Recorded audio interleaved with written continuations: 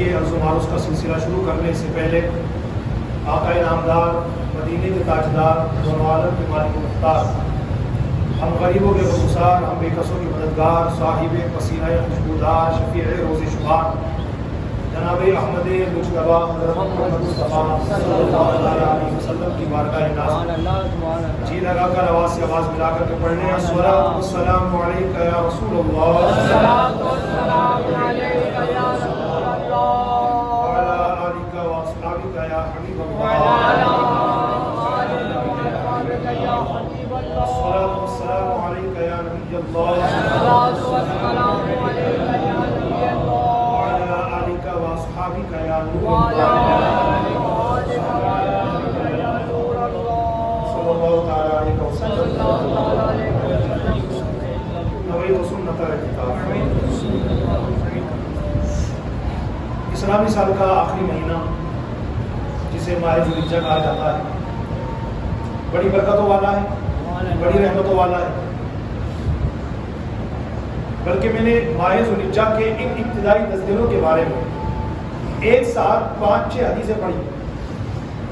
ان کا خلاصہ جو بنتا ہے وہ یہ بنتا ہے کہ اللہ کے نزدیک ان دنوں سے افضل دن کوئی ہے ہی نہیں۔ سبحان اللہ، سبحان اللہ۔ ماہ ذو الحجہ کے ابتدائی 10 دن میں 1 تاریخ سے لے کر کے 10 تاریخ تک، ان 10 دنوں میں جو عمل کیا جاتا ہے اللہ کی طرف سے اس پر 700 گنا ثواب دیا جاتا ہے۔ ان 10 راتوں میں سے کسی بھی رات بھی اللہ تعالیٰ کی عبادت کی جاتی ہے تو اللہ تعالیٰ شب قدر کی عبادت کا ثواب عطا فرماتا ہے۔ اور 1 تاریخ سے لے کر کے 9 تاریخ تک ان دنوں میں جس دن کا بھی روزہ رکھا جائے تو میرا رب کریم 1 سال کے روزوں کا ثواب عطا فرماتا ہے۔ ہمارے کریم آقا صلی اللہ تعالیٰ علیہ وسلم کی عادت مبارکہ تھی کہ یکم ذو الحجہ سے لے کر کے 9 ذو الحجہ تک یعنی یوم عرفہ تک پابندی سے روزہ رکھا کرتے تھے۔ ایک قسم کے لوگ وہ ہیں جنہیں 9 ذو الحجہ کا روزہ رکھنا مکروہ ہے، اور وہ حاجی صاحبان ہیں جو عرفات کے میدان میں جمع ہوتے ہیں۔ وقوف عرفہ، عرفات کے میدان میں جو حاجی جمع ہوتے ہیں نا، یہ ہوتا ہے حج کا رکن اعظم۔ یعنی اگر کوئی بندہ اس وقت میں جو شریعت نے طے کیا ہے 1 سیکنڈ کے لیے بھی عرفات کے میدان میں داخل ہو گیا کسی بھی اینگل سے، وہ حاجی ہو جائے گا۔ عرفات کا وہ میدان، لاکھوں لاکھ حاجی صاحبان جہاں پر جمع ہوتے ہیں۔ یہ الگ بات ہے کہ اب کورونا کی گائیڈ لائن کے بعد کوانٹٹی بہت کم کر دی گئی، جہاں مسلمان لاکھوں کی تعداد میں 60-70 لاکھ حاجی صاحبان وہاں جمع ہوا کرتے تھے۔ میری ناقص معلومات کے مطابق آؤٹ آف کنٹری کہ جن مسلمانوں کو پرمیشن دی گئی ہے وہاں جمع ہونے کی وہ 10 لاکھ کے قریب۔ عرب شریف کے لوگوں اس کے علاوہ ہیں تو غیر اللہ تعالیٰ سب کو بھی حاجی بنا دے، اور اپنے کرم سے میرا بولا ہم سب کو بھی اپنے گھر اپنے پیارے محبوب کے اندر کی بات حاضر سے مشرف فرمانے۔ عرض یہ کرنا چاہ رہا تھا کہ ماہ ذو الحجہ جو کہ اسلامی سال کا سب سے آخری مہینہ ہے، اسے ذو الحجہ کیوں کہا جاتا ہے؟ اس کی وجہ علماء نے بیان فرمائی ہے چونکہ اس مہینے میں حج کیا جاتا ہے، اس لیے اس کا نام ہو گیا ذو الحجہ، حج کا مہینہ۔ اور بطور خاص اس مہینے میں پوری دنیا کے مسلمان قربانی کرتے ہیں۔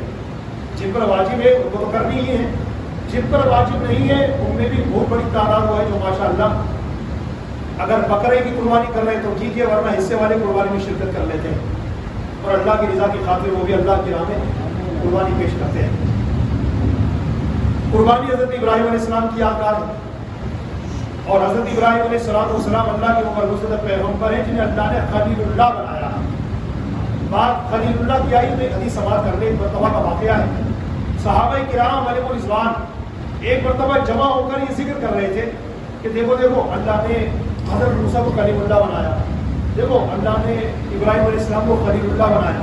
یہ گفتگو چل رہی تھی، اتنے میں نبی پاک صلی اللہ علیہ وسلم تشریف لے کر چلے۔ جب میرے آقا علیہ السلام تشریف لائے تو حضور علیہ السلام نے یہ سماعت فرمایا کہ صحابہ یہ کہہ رہے ہیں کہ ابراہیم علیہ السلام کو اللہ نے خلیل اللہ بنایا، تو میرے آقا مسکرا دیے، اور میرے حضور نے فرمایا میرے صحابہ ابراہیم علیہ السلام کو اللہ نے خلیل اللہ بنایا ہے، مجھ محمد کو حبیب اللہ بنایا ہے۔ ابراہیم علیہ السلام کو اللہ نے خلیل اللہ بنایا ہے، اور مجھ محمد صلی اللہ علیہ وسلم کو اللہ نے حبیب اللہ بنایا ہے۔ جناب والا میں جو خاص ٹاپک آپ کے سامنے لے کر کے آیا ہوں وہ اسی سے ملتا جلتا ہے، ابراہیم علیہ السلام اور اس مبارک مہینے کی 10 تاریخ۔ حضرت ابراہیم علیہ السلام کا ذکر ویسے تو قرآن پاک کے 300 پاروں میں، 114 سورتوں میں، 540 رکوع میں، 6666 کے قریب آیاتوں میں موجود ہے۔ ان شارٹ اگر آپ دیکھیں تو قرآن پاک کے تقریباً ہر پارے، ہر سورت کے اندر آپ کو ان کا ذکر ملے گا، لیکن ان ڈیٹیل، اگر ان ڈیٹیل تفصیل کے ساتھ، مکمل بڑی بڑی باتوں کے ساتھ جناب ابراہیم علیہ السلام کا ذکر آپ پڑھنا چاہیں تو قرآن پاک کی 13 سورتیں، 13 سورتیں ایسی ہیں جن میں جناب ابراہیم علیہ السلام کا ذکر اللہ تعالیٰ نے تفصیل کے ساتھ، ڈیٹیل کے ساتھ فرمایا۔ ان 13 سورتوں میں سورہ بقرہ بھی ہے، سورہ انبیاء بھی ہے، سورہ ہود بھی ہے، سورہ ممتحنہ بھی ہے، سورہ حج بھی ہے، سورہ مریم بھی ہے، سورہ عنکبوت بھی ہے، سورہ صافات بھی ہے، سورہ زاریات بھی ہے نا۔ اس طریقے سے اللہ تعالیٰ نے 13 سورتوں میں جناب ابراہیم علیہ السلام کی باتوں کو ڈیٹیل کے ساتھ بیان فرمایا ہے۔ گزشتہ جمعے کو آپ تشریف لائے ہوں گے، ہماری گفتگو غور سے سنی ہوگی تو آپ کو جناب ابراہیم علیہ السلام کی پیدائش کے بعد ہونے والے اس واقعے پر بھی نظر ہوگی جو ہم نے بیان کیا تھا کہ آپ علیہ السلام کی پیدائش سے پہلے ہی کاہن اور نجومیوں نے نمرود کو جا کر کے اطلاع دے دی تھی ایک ایسا لڑکا پیدا ہونے والا ہے جو تمہاری سلطنت کے زوال کا سبب بنے گا۔ جناب ابراہیم علیہ السلام کی اگر پوری زندگی کا مطالعہ کیا جائے، پوری زندگی کا، تو کئی معاملات ہم دیکھتے ہیں جناب ابراہیم علیہ السلام کے کہ اللہ تعالیٰ نے ان کو آزمایا، کئی جگہوں پر آزمایا۔ بلکہ قرآن پاک کے 3 پارے میں سورہ بقرہ کے اندر ایک واقعہ موجود ہے حضرت ابراہیم علیہ السلام کا، اس لیے میں آپ کو پہلے وہ سنا دیتا ہوں کہ آپ کو اندازہ لگے کہ حضرت ابراہیم علیہ السلام اللہ کے کتنے برگزیدہ نبی ہیں۔ ایک مرتبہ کا واقعہ ہے کہ ابراہیم علیہ السلام ایک سمندر کے قریب سے گزرے۔ قرآن پاک میں جو واقعہ ہے نا، ابھی وہ شروع ہوگا اس کے بعد، جس کا ابھی میں نے ریفرنس دیا آپ کو، ابھی وہ اس کے بعد شروع ہوگا، لیکن وہ واقعہ بنا کیسے، تو اس کے لیے اس کا پس منظر بیک گراؤنڈ آپ کے سامنے پیش کر رہا ہوں۔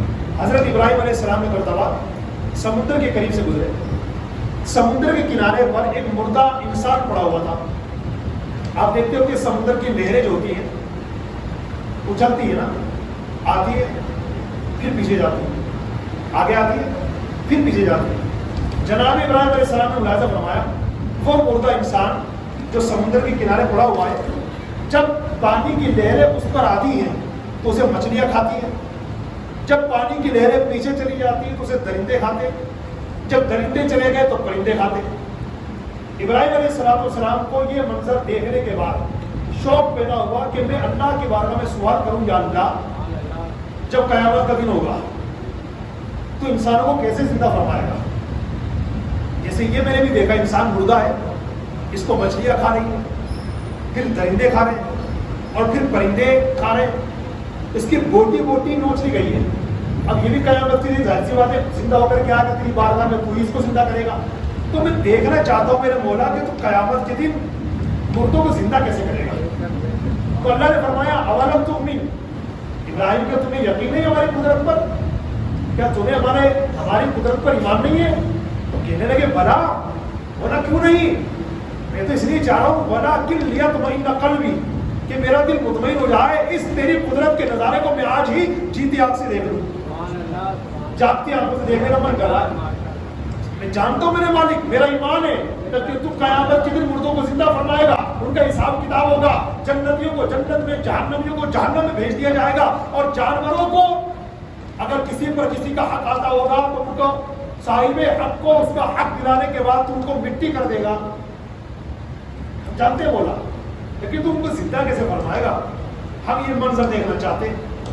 تو جناب ابراہیم علیہ السلام کی اس درخواست کو قبول کیا گیا، کیونکہ مانگنے والے کون ہیں؟ خلیل اللہ، سبحان اللہ۔ ابراہیم علیہ السلام نے مولا سے کہا مولا مجھے منظر دکھا۔ اب ذرا سائنس دیکھیے گا، حضرت ابراہیم علیہ السلام کو میرے رب نے جو یہ اپنی قدرت کا نظارہ دکھایا نا قیامت سے پہلے اور آج سے صدیوں پہلے، ہزاروں سال پہلے، وہ منظر کیا تھا؟ موقع ملے قرآن پاک کے 3 پارے میں سورہ بقرہ جہاں ختم ہوتی ہے نا تو وہیں پر یہ دیکھ لے گا یہ آیت کریمہ، وَإِذْ قَالَ إِبْرَاهِيمُ رَبِّ أَرِنِي كَيْفَ تُحْيِي الْمَوْتَىٰ قَالَ أَوَلَمْ تُؤْمِنْ قال بلا ولکن لیطمئن قلبی، یہ پوری آیت مبارکہ ہے. تو اس کا آپ کو خلاصہ پیش کرتا ہوں. جناب والا ہوا یہ کہ ابراہیم علیہ السلام نے جب اپنے رب کریم کی بارگاہ میں عرض کیا تھا کہ یا اللہ تو مردے کیسے زندہ کرے گا، وہ منظر مجھے دکھا. درخواست قبول کر لی. اب اللہ تعالیٰ نے حضرت ابراہیم علیہ السلام سے فرمایا ابراہیم کام کرو، 4 پرندے پکڑو، 4 پرندے ان کو ذبح کر دو. ذبح کرنے کے بعد ان کی منڈیاں، ان کے جو منہ ہوں گے نا وہ تو اپنے پاس رکھو، اور باقی ان کے جسموں کا کیما بناؤ. کیما بنانے کے بعد چاروں کے گوشت کے کیموں کو آپس میں ملا دو، مکس کر دو. اور مکس کرنے کے بعد اب تھوڑا تھوڑا ان میں سے نکالو، یعنی جتنے بھی جمع ہو جائے نا ان کو تھوڑے حصوں میں ڈیوائڈ کرو. اور ڈیوائڈ کرنے کے بعد تھوڑا اس پہاڑ پر، تھوڑا اس پہاڑ پر، تھوڑا اس پہاڑ پر، تھوڑا اس پہاڑ، اس طریقے سے چند پہاڑوں پر ان کے گوشت کے کیموں کو رکھ دینا. واپس آ جانا اور پھر ان کو پکارنا اور پھر ہماری رحمت اور قدرت کا نظارہ دیکھنا. ٹھیک ہے میرے مالک. جناب ابراہیم علیہ السلام نے مور، کبوتر، مرغ، کوا، ان 4 پرندوں کو پکڑا اللہ کے حکم سے. بسم اللہ اللہ اکبر، ذبح کیا. ان کی منڈی اپنے پاس رکھی، ان کے پر کھیڑے، اور پر کھیڑنے کے بعد چاروں کے جسموں کو بوٹی بوٹی کیا، ان کا کیما بنایا. اور کیما بنانے کے بعد پھر اللہ کے حکم سے ان کو آپس میں مکس کیا، خلط ملط کیا، ملایا. کبوتر کے گوشت کو مرغے کے گوشت میں، مرغے کے گوشت کو کوے کے گوشت میں، اس طریقے سے اپنے 4 پرندوں کے گوشت کو آپس میں ملایا. اور پھر آگے اللہ کا حکم تھا جب آگ پر مل جائے تو کچھ حصوں میں ڈیوائڈ کر دینا، کاٹ دینا، تھوڑا سا اس پہاڑ پر، تھوڑا اس پہاڑ پر. جناب ابراہیم علیہ السلام نے یہ بھی کر دیا، پہاڑوں پر رکھ دیا. واپس تشریف لے آئے. اب کیا حکم تھا اللہ کا؟ ثم ادعوہن، سورہ بقرہ میں آیت موجود ہے. ثم ادعوہن، ابراہیم اب ان کو آواز دو، ان 4 کو آواز دو. ابراہیم علیہ السلام نے آواز دی.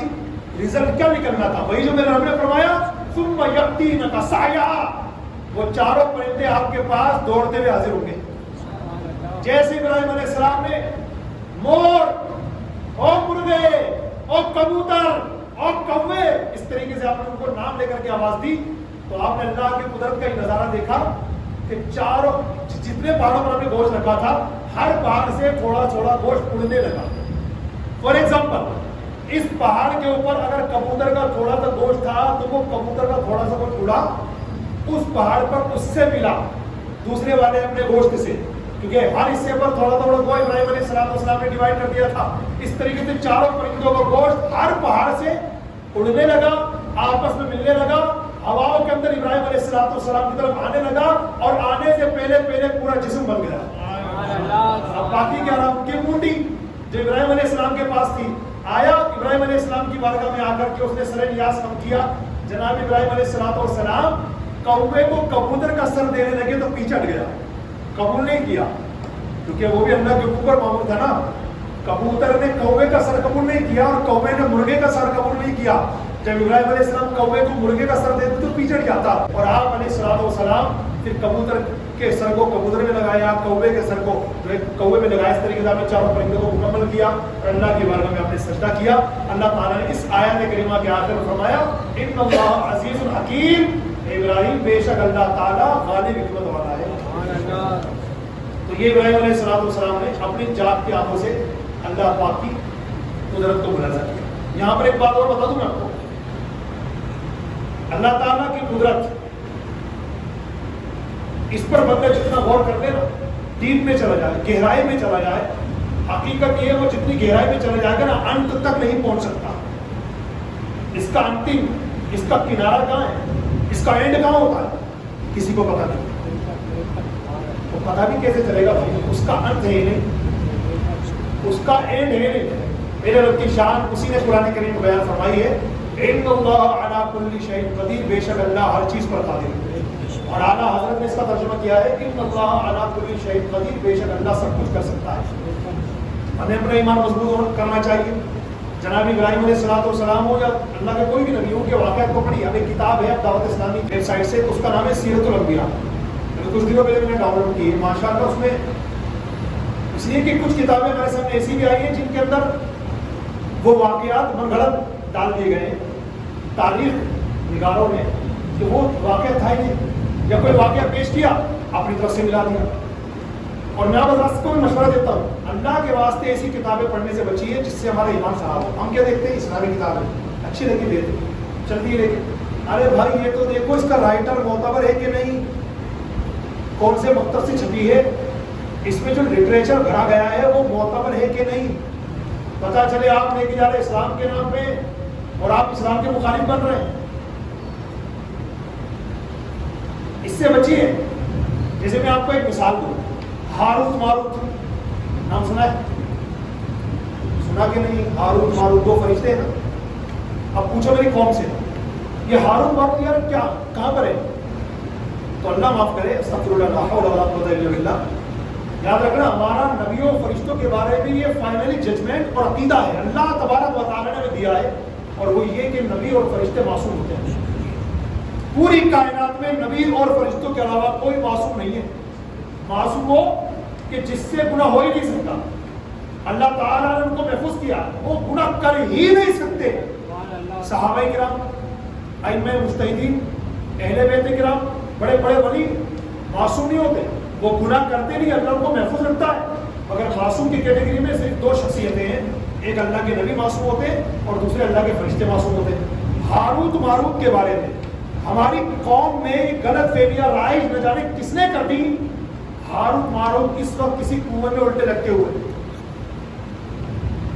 ان کو سزا مل رہی ہے. اس بات کی سزا وہ اللہ تعالیٰ نے منع کیا تھا, انہوں نے نشہ کر لیا تھا. اللہ تعالیٰ سے انہوں نے کہا تھا یا اللہ انسان میں نفس ہوتا ہے نا, ہمیں بھی نفس دے, ہم بھی چیک کریں کہ نفس کیا ہوتا ہے. پھر اللہ نے منع کیا.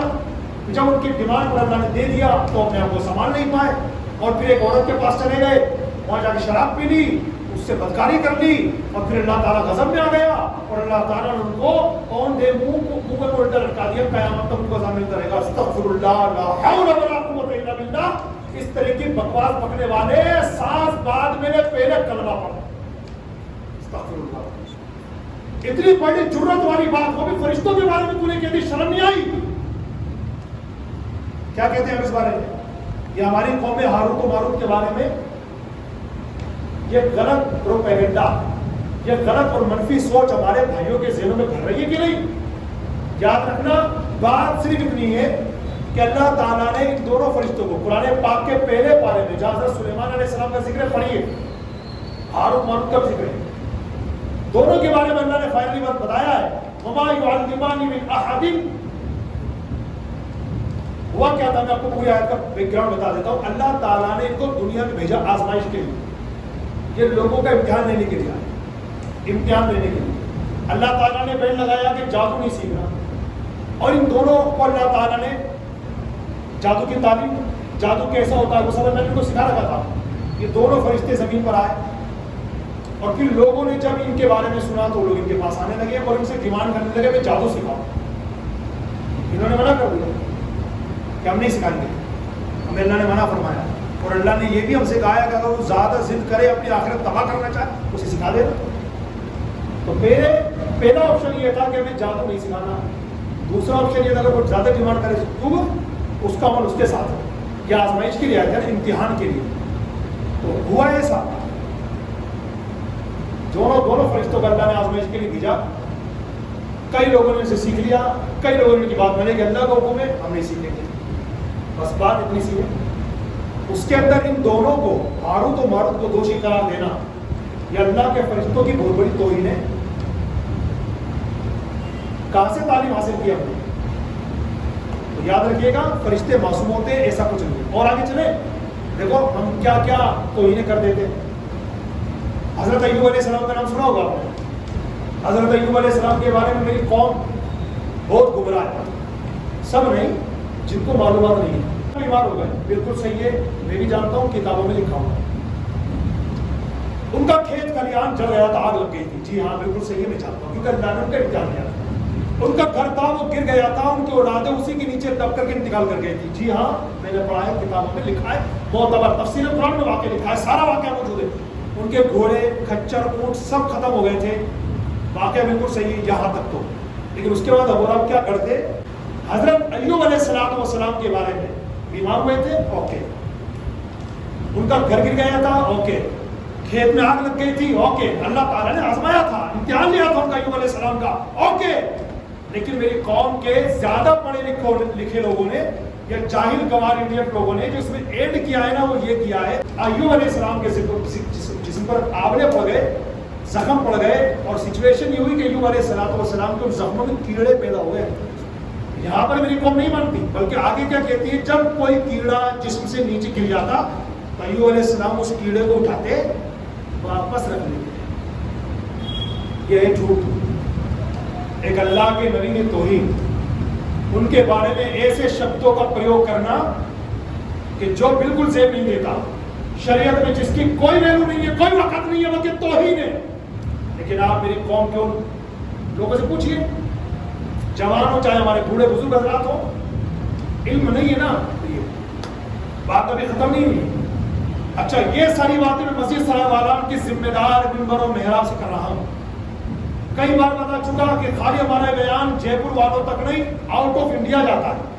کئی لوگ ہماری ویڈیوز دیکھتے ہیں، لائک کرتے ہیں، شیئر کرتے ہیں، دعاؤں سے نوازتے ہیں، ہم لوگ کو خوب کرتے ہیں. تو اس لیے کوئی بھی بات کمزور نہیں کہیں گے ہم، یا ایسی کوئی بات نہیں کہیں گے کہ یار یہ کیا ہو گیا، ایسی کوئی بات نہیں ہے. جو کہیں گے ذمہ داری سے کہیں گے. ریفرنس کوئی چاہتا ہے تو تشریف لائیے، ہمارے پاس معتبر کتابوں کے حوالوں کا بھنڈار لگا ہوا ہے. بھنڈار تشریف لائیے، کبھی دیکھیے اس میں کیا لکھا ہوا. مثلا میرے باپ دادا تو یہ کہتے تھے، تو بھائی کیا آپ کے باپ دادا مفتی اسلام تھے، عالم دین تھے؟ نہیں، حاجی صاحب تھے. تو کیا حاجی صاحب بننے سے کیا شریعت کا سارا علم آ جاتا ہے؟ آپ کے میں باپ دادا کی گستاخی نہیں کر رہا ہوں، میرے باپ سمان ہے، تو بڑے بزرگوں کو بہت ادب کرنے والا ہوں. ہمارے بڑے بزرگوں نے کو یہ سکھایا، اور اسلام کی تعلیم بھی یہ ہے. بلکہ حضور علیہ السلام کا فرمان سنیں، بڑے بزرگوں کے اوپر میرے آقا علیہ السلام فرماتے ہیں، جو اپنی جوانی میں، خلاصہ بیان کر رہا ہوں، جو اپنی جوانی میں کسی بزرگ کی خدمت کرے گا، جب یہ بزرگ ہو جائے گا بوڑھا، تو اللہ تعالیٰ اس کی خدمت کے لیے بھی کسی کو معمول کر دے گا. ہمارا مذہب اسلام تو بڑے بزرگوں کی تعظیم کرنے کو حکم دیتا ہے. تو آپ میرے اس بیان سے یہ سوچو کہ ہمارے باپ دادوں کا جو ہے اپمان کر دیا امام صاحب نے. میں نے کب کیا یار، اس طرح کی باتیں نہ لگائیں. میرا مسئلہ نہ لگانے پر پڑتی بندے ہمارے یہاں مت لگائیے. میں صرف اتنی بات کہہ رہا ہوں کہ جو آپ باپ دادوں کا حوالہ دے رہے ہیں کہ ہمارے باپ دادا تو ہم کو یہ بتایا، تو میں آپ کو وہی پوچھ رہا ہوں کہ آپ کے والد صاحب یا آپ کے دادا پردادا کے مفتی اسلام تھے کہ انہوں نے شریعت اور دین اور اسلام کی تعلیم حاصل کی تھی؟ اس کو سمجھیے نا. حاجی صاحب بننے سے کوئی اسلام کا مفتی نہیں بن جاتا. عالم حاجی صاحب ہے، ٹھیک ہے، واچ کر کے آیا، لیکن ایسا تھوڑی کہ اس کو دین کے سارے علم آ گئے. کئی حاجی صاحب یہیں بیٹھے ہوئے، پوچھیے حج میں کتنی سنتیں ہیں، پوچھو، ابھی خود کی جواب دے دیتا. ایسا نہیں کہ جو حاجی ہو گیا تو اس کو سارا علم آ گیا، ضروری نہیں میرے بھائی. بات کو سیریسلی لیجیے، جو ہم سمجھانے کی کوشش کر رہے ہیں اس کو سمجھیے. اور آگے چلتے ہیں. یہ واقعہ میں قوالی میں سنا ہوگا. ایک بار کا واقعہ ہے، حضرت بلال حبشی رضی اللہ تعالیٰ عنہ نے اذان نہیں دی تھی فجر کی. پتہ ہے کیا ہوا تھا؟ صبح ہی نہیں ہوئی تھی. اچھا، پھر کیا ہوا تھا؟ لیکن اس کے بعد کچھ ہوا ہوگا. کوئی صاحب حضور کی بارگاہ میں گئے ہوں گے، آکاش تو صبح نہیں ہو رہی، 3 دن ہو گئے، کیا ہو گیا؟ پھر جبریل علیہ السلام آئے، بتایا یا رسول اللہ، اب تک بلال حبشی کی آنکھ نہیں کھلی، وہ سوتے رہ گئے، اذان نہیں ہوئی، اس لیے اللہ نے نہیں چاہا کہ جب تک اذان کی بلال کی اذان نہیں ہوگی ہم صبح ہی نہیں کریں گے. کیا میرا جو مسئلہ لگا رہا ہو یار، کون سی کتاب میں واقعہ لکھا ہوا ہے؟ کیوں گمراہ کر رہا ہوں اپنی قوم کو؟ میں وہی بتانا چاہ رہا ہوں جو واقعات اسلام میں، دین میں، ہمارے بزرگان دین نے اپنی کتابوں میں لکھے ہیں، وہی بیان کیجیے. تو آپ اسلام کے سچے شہدائی کہلائیں گے. خواہ کا مرچ مسالہ لگانا، لوگوں کو اپنی طرف مائل کرنے کے لیے، انہیں امپریس کرنے کے لیے خواہ کی لگائی بجائی کر کے اور اسلام میں جھوٹی باتیں بیان کر دینا، یہ شیطان کا کام تو ہو سکتا ہے، بندہ رحمان کا کام نہیں ہو سکتا. بس میں اتنا کہنا چاہتا ہوں. اور سناؤ، کام کھڑے ہو گے نا، یار کیسی کسی بات ہے. جی ہاں، یہ کتابیں لکھی لوگوں نے. کون ہے وہ لکھنے والے؟ کوئی عالم نہیں، کوئی فاضل نہیں، صرف 2 3 4 کتابیں اسلام کی پڑھ لی. انہوں نے سمجھا ہم تو بہت بڑے مفتی بن گئے، ہم بھی لکھ سکتے ہیں. ہاتھ میں جب قلم آ سکتا ہے تو چل سکتا ہے نا بھائی. انہوں نے کہا چل سکتا ہے قلم، تو انہوں نے پھر وہ فائر کرنا شروع کیا. ایک واقعہ اور سنیے، حضرت اویس قرنی رضی اللہ تعالیٰ عنہ کا. جنگ احد میں نبی کریم صلی اللہ تعالیٰ علیہ وسلم کا دندان مبارک، دانت مبارک شہید ہوا. ٹھیک ہے، یہ خبر پہنچی حضرت اویس قرنی کو.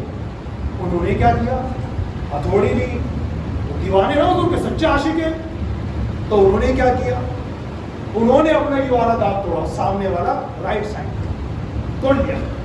مگر توڑنے کے بعد خیال آیا ہو سکتا ہے لیفٹ سائڈ کا ٹوٹا ہو، اس پہ بھی ہتھوڑا مارا توڑ دیا، مگر پھر بھی صبر نہیں ہوا، ہو سکتا ہے نیچے والا شہید ہوا ہو تو اس کو توڑ دیا، پھر صبر نہیں ہو سکتا لیفٹ سائڈ کا نیچے والا ہو اس کو بھی شہید کر دیا، پھر بھی چین نہیں آیا تو یہ تو دانت آگے کے تو شہید ہو گئے، ہو سکتا ہے حضور کا اس طرف کا شہید ہوا، گال کے جو نیچے ایک ایک کر کے 32 بار نکال دی انہوں نے۔ پھر اللہ تعالیٰ نے اویس کرنی رضی اللہ تعالیٰ کے لیے کیلا پیدا کیا کہ میرے بندے تو کیلے کھا، کیونکہ تیرے دانت تو ہی نہیں، اب تو کھائے گا کیا؟ تو کیلا کھا۔ اللہ نے حلوہ پیدا کیا، حلوہ کھا۔ مسلمانوں ہم جو شب برات میں حلوہ بناتے ہیں نا، اویس کرنی کی ریاض دلایا کرو، کیونکہ اویس کرنی کے لیے اللہ نے حلوہ پیدا کیا۔ جھوٹے مکہ دھوکے باز، کام بن لیے تم نے ساری روایتیں، کیوں مسلمانوں کو گمراہ کرنے پر تلا ہوا ہے؟ میرے بھائیوں اب یاد رکھیے گا اس واقعے کو کیسے غلط ہمارے علماء نے قرار دیا۔ یاد رکھنا، میں کسی ڈاکٹر کے پاس جاتا ہوں، ڈاکٹر صاحب انجیکشن لگا رہے ہیں میرے، جائز ہے وہ انجیکشن، کیوں؟ اس لیے کہ وہ ضرورت کی بنیاد پر، پیٹ میں درد ہو رہا ہے بہت تیز، اتنا زیادہ ہو گیا کہ دواؤں سے پالا نہیں پڑ رہا، تو ڈاکٹر صاحب نے سچویشن کو دیکھتے ہوئے رف چیک کی اور انجیکشن لگا دیا۔ انجیکشن لگانا بھی جائز، لگوانا بھی جائز، ضرورت کے موقع پر اپنے آپ کو تکلیف دی جائے، ضرورت کے موقع پر جائز ہے، لیکن بلا ضرورت آپ بیٹھے ہوئے اور سوئی لے کر چبھو رہے ہیں اپنے آپ کو، یہ حرام ہے۔ لوگ اپنے جسم کے سینے پر، گردن پر، بازو پر وہ ٹیٹو بنواتے ہیں۔ ایک تو اللہ تعالیٰ نے آپ کو جو جسم دیا اس میں تبدیلی کر رہے ہیں آپ، اور دوسرا ٹیٹو بنوانے میں تکلیف کتنی ہوتی ہے؟ ہمارے اسلام نے اس کو حرام قرار دیا۔ جی ہاں، دوسرے دھرم میں، دوسرے مذہب میں کیا ہے، میں اس کی بات نہیں کر رہا، ہمارے مذہب اسلام کی بات کر رہا ہوں، چونکہ میرا بیان مذہب اسلام کے ماننے والے سن رہے ہیں تو یاد رکھیے گا، مذہب اسلام میں ٹیٹو بنوانا یہ حرام و گناہ ہے۔ دو وجہ اس کی، ایک تو یہ کہ آپ کو اللہ نے جو جسم دیا ہے اس کی آپ تبدیلی کر رہے ہیں، اس میں چینج کر رہے ہیں، اور دوسری بات یہ ہے کہ ٹیٹو بنوانے میں تکلیف کتنی ہوتی ہے، اور بلا وجہ اپنے آپ کو تکلیف دینا یہ حرام ہے۔ اس کی وجہ کیا ہے؟ جسم تو ہمارا ہے چاچا، امانت اللہ کی ہے، جسم تو ہمارا ہے مگر امانت کس کی ہے؟ امانت تو اللہ کی ہے، تو اللہ کی امانت میں آپ انٹرفیئر کر رہے ہیں، شرم نہیں آتی آپ کو؟ اللہ کی امانت میں انٹرفیئر کر رہے ہیں آپ۔ تو حضرت ویسے کرنی کوئی کیا مسئلہ نہیں معلوم تھا کہ اپنے آپ کو تکلیف دینا گناہ ہے؟ لوگ کہتے ہیں حضرت انہوں نے عشق رسول میں کیا ہے، انہوں نے تو رسول پاک کی محبت نہیں کیا، تو جاؤ نا نواب کے چوراہے میں جا کے لیٹ جاؤ، خنجر لے لو، تلوار لے کے گردن پہ کہو یا نبی سلام علیکہ، اللہ اکبر۔ حرام کی موت مرو گے، حرام کی۔ حضور بھی ایسی موت سے راضی نہیں ہے، کیوں؟ اس لیے کہ آپ نے خودکشی کی ہے، جس کے بارے میں حضور علیہ السلام نے 1450 سال پہلے ہی جو ہے بیان دے دیا تھا کہ خودکشی حرام ہے، اور جو بندہ جس ہتھیار سے خودکشی کرے گا قیامت تک جہنم میں اسے اسی ہتھیار سے عذاب دیا جاتا رہے گا۔ یہ حضور کا فرمان پہلے موجود ہے۔ پاگل مت بنو، جذباتی مت بنو، جذباتی بننے میں اسلام کی تعلیمات چھوڑ دیتے ہیں ہم لوگ۔ اسلام کیا کہتا ہے پہلے وہ دیکھیں، یہ ہماری بنیاد ہے، یہ ہماری کسوٹی میں بھائی کو یاد رکھنا کہ میں جو کام کرنے جا رہا ہوں، ہمارا اسلام، ہماری شریعت، ہمارا دین اس میں کیا کہتا ہے، کیا گائیڈ لائن دیتا ہے، بس ختم۔ اسلام اس میں یہ گائیڈ لائن دیتا ہے، سبحان اللہ، اوکے کر لیجیے۔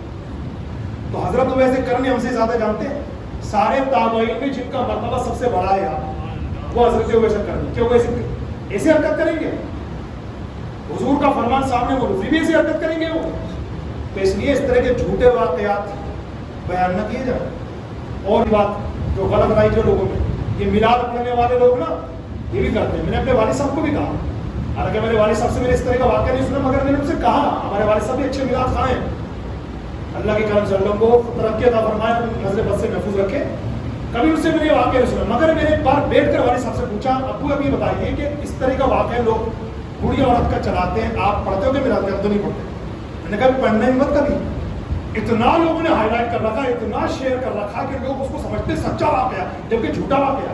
حسن رضا کی طبیعت نہیں، جن بزرگان دین، جن مشائخ، جن علماء، جن فقہا کو ہم سب مانتے ہیں نا، جن کی کتابیں پڑھ پڑھ کے آج ہمیں یہ پتا چلا ہے کہ نماز کی 6 شرطیں ہوتی ہیں، نماز کے 7 فرض ہوتے ہیں، وضو کے 4 فرض ہوتے ہیں، تیمم کے 3 فرض ہوتے ہیں، نماز جنازہ کے 2 فرض ہوتے ہیں، نماز جنازہ کے 3 سنتیں موقع ہیں، جن کی کتابیں پڑھ پڑھ کے اب تو یہ علم حاصل ہوا ہے نا، انہی علماء نے اپنی کتابوں میں لکھا ہے۔ تو میرے والے صاحب نے کہا ٹھیک ہے بیٹا، بہت اچھی بات ہے، نہیں پڑھیں گے۔ واقعہ جناب ایک بوڑھی عورت تھی مدینے میں، اچھا صاحب کیا کرتی تھی وہ، گلی کے کسی گلی میں اس کا گھر تھا، और उस गली से हुजूर का गुजर होता था। अच्छा फिर क्या? तो वो हुजूर के इंतजार में बैठी रहती थी, क्योंकि रोजाना डेली हुजूर का गुजर उस गली से होता था। अच्छा फिर तो क्या होता था? वो कूड़ा करकट लेके ऊपर बैठती थी। अच्छा फिर जब हुजूर गुजरते थे ना, वो कचरा हुजूर पे डाल देती थी। अच्छा फिर क्या? हुजूर से कुछ नहीं कहते थे, चले जाते थे। रोजाना ये चलता रहा। कब तक चला? बहुत महीनों तक चला होगा। अच्छा फिर एक बार डाला नहीं कूड़ा। अच्छा फिर हुजूर को तकलीफ हुई। अच्छा फिर हुजूर को टेंशन हुई। तो आगे बोल, टेंशन हुजूर को ये हुई कि वो बुढ़िया कहाँ चली गई, इंतकाल तो नहीं हो गया, बीमार तो नहीं हो गई। साहबा से पूछा, वो जो कूड़ा डालती थी कहाँ गई? किसी साहबी ने बताया, हुजूर इन्फॉर्मेशन मिली है कि वो बीमार है। हुजूर ने फरमाया चलो उसकी इयादत के लिए चलो। वो काफिला थी, गैर मुस्लिम थी। तो हुजूर के साथ सारे साहबा चले उस बूढ़ी औरत के पास। हुजूर ने इयादत की, अल्लाह के बारगाह में शिफा की दुआ की। वो हुजूर के उसने अखलाक से इतनी मुतासिर हुई, कलमा पढ़ के मुसलमान हो गई। नारे तकबीर, नारे रिसालत। मुकर्री साहब को 2000 रुपए ज्यादा मिल गए, चलते बने अपने झूठे मक्कार। कहाँ ये वाक़या लिखा हुआ है?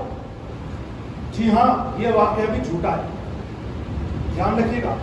किसी को भी खड़े होने का मन कर रहा ना, हमारे सामने खड़े हो जाए, ये जिम्मेदारी के साथ ही बात कह रहा हूँ। हम आपको गुमराह नहीं करेंगे, हम आपको वही बात बताएंगे जो दीन इस्लाम शरीयत में मौजूद है। जिन लोगों ने हमारी शरीयत में कुछ घुसट पसट करने की कोशिश की है ना, हम उन पर प्रतिबंध लगाना चाह रहे हैं कि ऐसे मक्कार लोगों से और ऐसे मक्कार लोगों की किताबों से खुद भी बचिए, अपने आप को बचाइए, घर वालों को बचाइए। एक बात और आखिर में कह दूं, सवाल आता है सोशल मीडिया पर, क्या सब चौंक जाते हैं? बताओ भाई, ऐसा कौन सा नेक काम है हम करते हैं, पूरी दुनिया करती और कर सकती है, मगर हुजूर ने नहीं किया? और पकड़ लो सर, पकड़ लो, ऐसा नेक काम हम कर सकते हैं मगर हुजूर ने नहीं किया। अरे यार ये तो कौन सा भाई, कौन सा? अच्छा ऑप्शन भी नहीं दिया होगा नीचे, ABCD कोई ऑप्शन होता? ऑप्शन भी नहीं है, बगैर ऑप्शन का आप ढूंढते रहो। अब पकड़ो अपने इमामों को, आलिमों को, हजरत ऐसा काम क्या है? वो भी कंफ्यूज हो गए, भैया ऐसा तो कौन सा काम नहीं है। अच्छा जब थक हार के कहते हैं ना, दादोस में जवाब हमें नहीं मालूम, तो आता है अजान। देखो ऐसे गुमराह कर रहे लोग। ये कहते हैं कि हुजूर ने कभी अजान नहीं दी। नबी आखिर ज़मान सल्लल्लाहु अलैहि वसल्लम एक मर्तबा सफर के मौके पर अपने सहाबे किराम के साथ थे। अजान का वक्त आया, मेरे आका ने खुद अजान कही और रिवायत में अल्फाज में मौजूद है, जब हुजूर अलैहि सलाम इस कलमे पर पहुंचे, अशहदु अन्ना मुहम्मदर रसूलुल्लाह, तर्जुमा ये मैं गवाही देता हूं कि बेशक मोहम्मद अल्लाह के रसूल है। हुजूर ने इसको ऐसे नहीं पढ़ा, बल्कि फरमाया अशहदु अन्नी रसूलुल्लाह, मैं गवाही देता हूं कि बेशक मैं अल्लाह का रसूल हूं। गुमराह किया जा रहा है कि नहीं मेरी कौम को? बताइए। बातें भी खत्म नहीं हुई है ना, भंडार है हमारे पास और बातें हैं जो मस्का लगाकर, अहमदाबाद की भाषा में उसको कहते हैं मस्का लगा करके जो लोग पेश करते हैं ना, हमें गुमराह कर। एक तो मेरी में वैसे नहीं आता, और दूसरा इस तरह की बातें हम हासिल। अच्छा अब देखिएगा, ये बातें बाहर जाएंगी ना, तो मेरे बारे में कैसे कैसे लोग बोलेंगे। मैंने पहले ही कहा, मैं जयपुर का ही निवासी हूँ अल्हम्दुलिल्लाह, मेरी पैदाइश यहाँ की, और जो जिस मस्जिद में नमाज पढ़ते हैं ना, ये मेरा ननिहाल भी है, ददियाल भी है, और 7 साल से ससुराल भी है, इसलिए मैं कहीं भाग भी नहीं सकता। इसी मस्जिद में 12 साल हो रहे इमामत करते हुए। जिस भाई को जिस वक्त मिलना हो, मुझे मैं तशरीफ लाइए, सलमान मगरिब यही लेता हूँ, सिर्फ आप लोगों के लिए। किसी को मसला पूछना हो तो आ जाता। तो ये बातें जो मैंने भी आपके सामने पेश की हैं कि ये वाकयात, स्टोरीज जो लोगों ने आम करती हैं, इसका शरीयत हमारे दिन में कोई ताल्लुक नहीं है। ये सब झूठे वाकयात है, झूठे लोगों ने, मक्कार लोगों ने हमें गुमराह करने के लिए पेश कर दिए, ताकि हम नारे तकबीर जोर से लगाएं और खड़े होकर इनको नजराना दें और इनकी जेब भरती जाए। हमारी शरीयत में इसका कोई नहीं है। बात शुरू थी जनाब माह ज़िलहिज्जा से, गुजारिश ये है ज़िलहिज्जा के इन 10 दिनों में खास तौर से खूब इबादत कीजिए। और एक आखिर वजीफा सुनिए हमारे इस्लामी भाई, ईशा की नमाज के बाद पूरे माह ज़िलहिज्जा का वजीफा है, अपनी माँ बहनों को जरूर बताइएगा कि माह ज़िलहिज्जा के पूरे महीने में ईशा की नमाज के बाद जब फारिग होते हैं, फितर पढ़ने के बाद जो 2 नफल पढ़ते हैं ना, वो 2 नफल किस तरीके से पढ़ने हैं आज से पढ़ लीजिएगा इंशाल्लाह। माह ज़िलहिज्जा के पूरे महीने में फितर के बाद 2 नफल जो पढ़ते हैं वो इस तरीके से पढ़ने हैं कि हर दोनों रकअतों में सूरह फातिहा के बाद एक बार इन्ना अतैनाकल कौसर की सूरत और एक बार कुल हुवल्लाहु अहद शरीफ की सूरत, ये पढ़ लीजिएगा। जवाहिर खमसा के पेज नंबर 28 पर लिखा है कि जो माह ज़िलहिज्जा के पूरे महीने फितर की नमाज के बाद ये 2 रकात इस तरीके से पढ़ेगा कि सूरह फातिहा के बाद एक बार सूरह कौसर, इन्ना अतैनाकल कौसर, और दूसरी सूरह इखलास, कुल हुवल्लाहु शरीफ एक बार पढ़ लेगा। अल्लाह तबारक व तआला उसको बहुत सवाब अता फरमाएगा, बहुत सवाब अता फरमाएगा।